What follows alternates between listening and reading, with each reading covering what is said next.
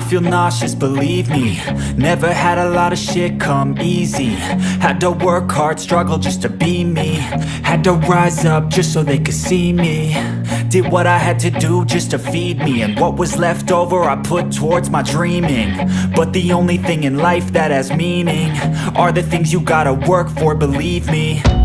Take into your hands a plan your own hands can land your own brand. And damn, I feel like no one takes accountability. They want the credibility, convincingly unwilling to put in the fucking hours it takes to get some power. Don't be fucking sour, take a cold shower. Scream until you're louder, work until you're prouder. And fuck all the doubters, they're just fucking downers.